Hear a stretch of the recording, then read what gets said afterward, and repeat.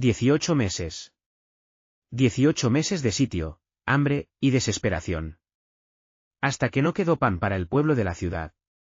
Y entonces, las murallas de Jerusalén, las murallas que habían protegido la ciudad de David durante siglos, fueron quebrantadas. El templo de Salomón ardió. La gloria se fue. Estamos en 2 Reyes capítulo 25, versículos 1 al 30. El año es 586 a.C. Nabucodonosor, rey de Babilonia, ha venido con todo su ejército contra Jerusalén. No es la primera vez que este rey pagano ha amenazado la ciudad santa. Pero esta vez, será la última. Y fue así, que en el 9º año de su reinado, en el mes 10º, a los 10 días del mes, vino Nabucodonosor rey de Babilonia con todo su ejército contra Jerusalén, y la sitió, y levantó torres contra ella alrededor. El versículo es preciso. No es casualidad. Dios cuenta cada día, cada mes, cada año de su juicio. Sedequías, el último rey de Judá, había quebrantado su juramento a Nabucodonosor. Pero más grave aún, había quebrantado su pacto con el Dios Altísimo. Los profetas habían advertido. Jeremías había llorado. Ezequiel había profetizado desde el exilio. Pero el pueblo endureció su cerviz. Y ahora, las consecuencias han llegado. El texto sagrado nos da detalles precisos que revelan la mano soberana de Dios en cada evento. Versículo 2, y estuvo la ciudad sitiada hasta el 11º año del rey Sedequías. 18 meses de sitio. En una época sin refrigeración, sin suministros modernos, 18 meses significaba muerte lenta y agonizante. Versículo 3, a los 9 días del 4º mes, prevaleció el hambre en la ciudad, hasta no haber pan para el pueblo de la tierra. No quedó pan. La ciudad que una vez fluía leche y miel ahora no tenía ni migajas. Versículo 4, abierta ya la ciudad, huyeron de noche todos los hombres de guerra por el camino de la puerta que estaba entre los dos muros, junto al huerto del rey. Hasta los guerreros valientes huyeron como cobardes en la oscuridad. El rey Sedequías, quien debía ser pastor de su pueblo, abandonó su rebaño. Versículo 7, y degollaron a los hijos de Sedequías en presencia suya, y a Sedequías le sacaron los ojos, y le ataron con cadenas, y le llevaron a Babilonia. Su último recuerdo visual fue ver morir a sus propios hijos. La justicia de Dios es terrible cuando la misericordia ha sido rechazada repetidamente. Hay detalles en este capítulo que la mayoría pasa por alto, pero que revelan la precisión divina en el juicio.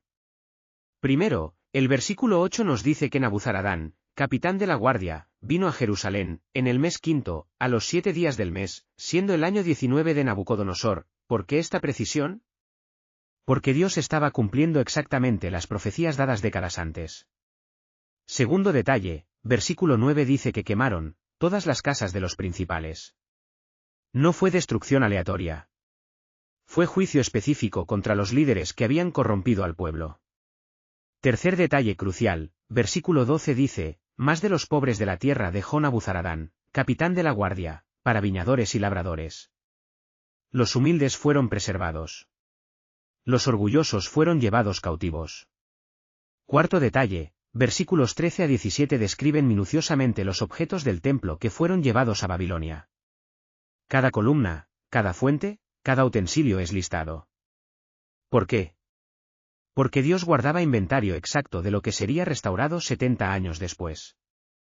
Quinto detalle, versículo 25 nos dice que Gedalías, el gobernador nombrado por Babilonia, fue asesinado, en el mes 7º. Solo 7 meses después de ser nombrado. Incluso en el exilio, los celos y la rebelión continuaron destruyendo al pueblo. Este capítulo marca 3 cambios teológicos monumentales en la historia de la redención. Primer cambio, de presencia a ausencia. El templo de Salomón, donde moraba la gloria del Señor, es completamente destruido. Por primera vez en casi 400 años, no hay lugar terrenal donde Dios se encuentre con su pueblo. La presencia que había llenado el lugar santísimo ahora se ha retirado. Ezequiel 10 nos muestra cómo la gloria del Señor abandonó el templo antes de su destrucción. Dios no fue sorprendido por este momento, Él se retiró antes del juicio. Segundo cambio, de reino a exilio. La promesa davídica parecía quebrantada. El trono de David, que debía ser eterno según 2 Samuel 7, ahora está vacío. Sedequías, descendiente de David, muere ciego y en cautiverio en Babilonia. ¿Había fallado la promesa de Dios? No, estaba siendo refinada. El reino davídico sería restaurado, pero a través del verdadero hijo de David que vendría después. Tercer cambio, de pacto a consecuencia. Las maldiciones de Deuteronomio 28 se cumplen literalmente. Versículos 49 al 57 de Deuteronomio habían advertido sobre un sitio por una nación de lengua extranjera que no tendría misericordia. Había advertido sobre el hambre tan severa que los padres comerían a sus propios hijos. Todo esto se cumplió exactamente como Dios había dicho. Dios es fiel no solo a sus promesas de bendición, sino también a sus advertencias de juicio. La creación fue testigo de este día terrible. Los animales, que no pecan pero sufren las consecuencias del pecado humano, observaron con horror y asombro cómo el pueblo escogido de Dios enfrentaba su juicio. Desde las alturas, el águila vio toda la destrucción. El león de Judá lloró por su tribu rebelde. Y la paloma, símbolo del Espíritu Santo, lamentó la pérdida de su morada terrenal. Pero aún en medio del juicio, había esperanza. El versículo 27 nos dice que Joaquín, el rey exiliado, fue liberado de la cárcel después de 37 años, y aconteció que a los 37 años del cautiverio de Joaquín rey de Judá, en el mes 12º, a los 27 días del mes, Ibol-Merodac rey de Babilonia, en el primer año de su reino, levantó la cabeza de Joaquín rey de Judá, y le sacó de la casa de la cárcel. Cada día de esos 37 años había sido contado por Dios. La esperanza davídica no había muerto, solo estaba siendo preservada en el exilio para un futuro glorioso. Desde las alturas he visto la gloria del Señor llenar este templo. Ahora veo solo humo y cenizas. ¿Cómo pueden los humanos, tan bendecidos por Dios, llegar a este punto de destrucción? Mi tribu de Judá ha caído. El cetro se ha apartado temporalmente. Pero recuerdo las promesas del Señor, el león de la tribu de Judá prevalecerá. Esta no es la historia completa. He llorado por la pérdida de mi morada terrenal. Pero el Señor no habita en templos hechos de manos. Un día habitaré en corazones humanos de carne, no de piedra. ¿Qué nos enseña la caída de Jerusalén para nuestras vidas hoy? Primero, la paciencia de Dios tiene límites santos. Durante más de 300 años, desde el reino de Salomón hasta Sedequías, Dios envió profeta tras profeta. Les dio oportunidad tras oportunidad para arrepentirse. Pero llegó el momento cuando dijo, basta. En nuestras vidas personales, no debemos presumir de la paciencia divina. 2 Pedro 3, 9 nos dice que el Señor es paciente para con nosotros, no queriendo que ninguno perezca, sino que todos procedan al arrepentimiento. Pero esta paciencia no es permisividad eterna. Segundo, las consecuencias del pecado se extienden más allá del individuo. Los pobres inocentes sufrieron hambre por las decisiones de sus líderes corruptos. Los niños murieron por la rebelión de sus padres. En nuestras familias, iglesias y naciones, nuestras decisiones espirituales afectan a otros. Somos responsables no solo ante Dios por nuestras propias almas, sino por nuestro testimonio e influencia sobre otros. Tercero, Dios cumple sus promesas, tanto de bendición como de juicio. Cada advertencia profética se cumplió exactamente. Cada detalle del juicio divino ocurrió según su palabra.